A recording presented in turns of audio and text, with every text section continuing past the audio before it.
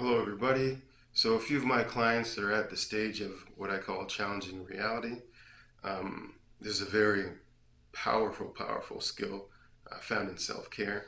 And essentially, I'm going to try to explain what this is and how to do it so that the transition from old belief system to a new one is a little bit more smooth and you have some direction and some focus. We have to know that uh, belief itself is a way of navigating reality, which is a way of living life. So I mean to say that you can have a belief that solves for a certain um, end outcome, right? Or puts in something into what the end outcome is. A belief can already know what the end outcome is, or it can solve for an end outcome. Now, the idea is that we should keep evolving what that end outcome is, and when we don't, then stress or pressure or pain or discomfort sets in. So, how to challenge a reality?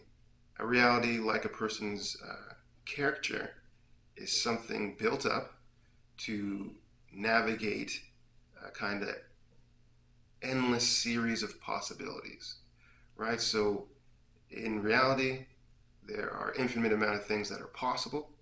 In order to not kind of fall prey to being scattered, we create a personality, something that tells us who we are as we go through life. This allows us to be kind of stable and steady in our daily pursuits, in the things that we think are important, in our way of living life. Now, people that don't have that generally are a lot more scattered. There's not so much what we call forward progression or cohesiveness in the personality or character, and therefore have a harder time generally with the mental health side of things, and generally the emotional uh, health side of things is too heavily relied upon. It can happen in very different variations of the same thing. Essentially, you can see it in different expressions in the dysregulation of the mental, physical, and emotional system. Now, that being said, uh, if you have a previous belief that um, being close to somebody causes pain, mainly again, somebody let you down, so you're afraid of letting somebody else down. Right? This is failure of being a human, essentially, what we categorize that is in our mind or subconscious, if you want to call it something. So when we have that, then our brain continuously solves for um, a feeling of growth or getting better. But it does this in a very unstable way because there's pain associated with it, which is kind of a fair style thing. We want to soothe that emotional hurt in a mental way, which is not quite how we do it, but that's our first attempt. So we start to find things that immediately gratify this discomfort. So in the case of love, somebody hurt me, my heart was broken, I can solve for love. So try to find somebody who's already showing the, let's say, physical characteristics of what love is, and then try to continue with that. So constantly going in and out of relationships, or I can say I don't deserve this, constantly staying away from relationships. Essentially, anytime we have a big solid always or never, this is this is compensation for something. In the most part, when it's rigid and can't move, then we're going to say that. So to break down a belief like that, we have to say we have to explore, and we do actively have to explore this thing because we actively before solved for protection against that hurt. Um, so we're going to have to do the same thing to kind of get out of that rut. So we're going to have to input a new belief. Um, this new belief has to be very powerful. Essentially, I find that the best belief statements are a short sentence, different from affirmation. These ones essentially entail um, what I'd call part of the prophetic cycle, part of the original hurt. It is kind of a reclaiming of something that was lost to our consciousness. So, again, if I am constantly moving away from love, I can say, you know, I deserve to be happy, and to do this, I will have to try new things. It's a very powerful statement, especially if it resonates with you specifically as an emotional thing. Generally, this will cause like goosebumps or cause an emotional reaction. You should feel a wave of emotion when you make this statement. Then we know it's powerful enough to start taking on the new belief pattern. Now that we have that, we have to keep that in mind. You can say it to yourself every day, but the idea is that it's conscious. Now, when we meet any situation, instead of us going to our reactionary, I don't deserve love, we go to, maybe I do deserve nice things. And that's the first step. And when something becomes negative or more challenging, you say, well, how is this going to bring me closer to feeling love or desire, whatever? And in this way, in that challenge, that negative thing, you can say, well, maybe it shows me compassion. And if I can find compassion in this, then I'm moving closer towards my new belief system. And eventually, as you start taking this thing on and exploring it more and more, it's just like gaining more information about any new topic. Your brain then starts to suck up all this information. It starts to solve problems differently. This is essentially is very similar to reading your favorite quote at the beginning of the year and then reading it 2 years later. The power has changed, its meaning has changed. Hopefully it has a more larger meaning than it had before. And in this same way, filling our mind with this new reality, things that can be shaped differently, then allows you to see things differently. This is now the belief system, new belief system, starting to take over and starting to add, let's say, more color to your palette of looking at life. And the hardest part is when we start going up against the more core, the bigger beliefs that were in the old belief system. So if I am deserving, then what does deserving look like becomes a challenge. We don't actually know. If we've never felt that feeling or have forgotten it or suppressed it, then this is all very new. We will have to search out different situations and be like, this feels like it. We might ask advice from other people that you see have this quality. Oh, so what does it feel like when you do that?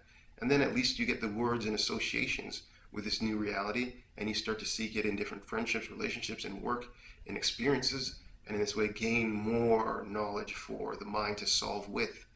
When the mind starts to catch up with the emotion and then the actions are there, then we have a very strong foundation of healthy belief, which is a healthy way of living.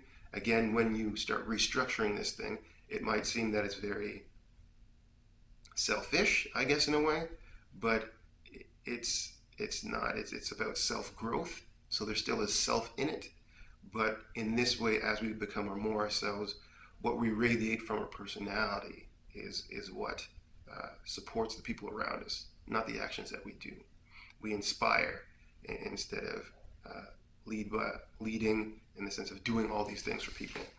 So when we start to embody this new way of belief and start to realize that we don't know what happiness feels like or joy feels like or whatever it is that you're trying to solve for, then we allow new experiences to start to show us. We must become quiet before we can speak about something that we know nothing about, essentially. And in this path, in this directive, you start to change as a person, how you interact with life. Therefore, life starts to change around you. Your lifestyle will change. The things that were stressful, no longer stressful. The things that you've always wanted to do start to come more easily. The lifestyle you wanted to live becomes better. Now, when I say better and changing of lifestyle, this is not better in the sense of monetary, worldly things. This is better as in fulfillment style stuff. And when it's fulfillment related, you need less physical things because this is an internal goal, if you will. And that is how we'd challenge to input a new belief. So one, to reiterate quickly, one, make a powerful belief statement made from essentially suppressed reality, something that you want but don't know how to get to, and it has a very emotional, powerful thing. Once you've done that, exploration is needed. You need to challenge and continue to challenge old beliefs. These old beliefs will come back generally as judgments. You know what it is before you've done it. Not quite. Explore it again. Always be safe when you're exploring it. You can explore with people. That takes the edge off a little bit. So it's not only you, but sometimes it has to be only you. So we start challenging things, bringing in new information, new ways of looking at life, new ways of thinking about life, I guess is the best way to put it, actually. And then after that, then we start taking on bigger moral challenges from the old belief system, things that we know are a little bit deeper, these cycles that seem to repeat themselves and we haven't been able to get out of because we haven't seen it a different way. And as you take those things on, life will change around you. People will see different things in you. You will feel more at peace and be more grounded in what you're doing. So those are the quick ways. I call them quick, but they're not. They take time and energy and devotion. And another key point I want to stress is we are talking about a new way of looking at life, creating a new reality from nothing, essentially. Don't make the mistake that this is going to be done in a half an hour and only taking 10 minutes a day to do this thing. This is impossible. This will take continuous effort because we are shifting something that is large. We're redefining ourselves. This will take time. This will take practice. This will take patience. All those virtuous things, it's going to take those. And we're going to learn them in different increments. But the idea is that we want to put a certain amount of value. If we put 30 hours a week into watching TV, we should be able to put at least 10 hours of work towards this goal. Or starting out with 2 hours a week. But we need to build. The idea is that this is the thing that's going to make life enjoyable or fulfilling for us. So we can't put it on the back burner. I guess you could, but ultimately you come to the same conclusion to a point where you no longer can. And at that point, there's going to be a lot more, let's say, mud in the water. It'll be a lot harder to see where your path is to go back to a healthy place. So I wanted to introduce this way of kind of challenging things, and hopefully that's helpful and allows you to grow a little bit closer towards your end outcome.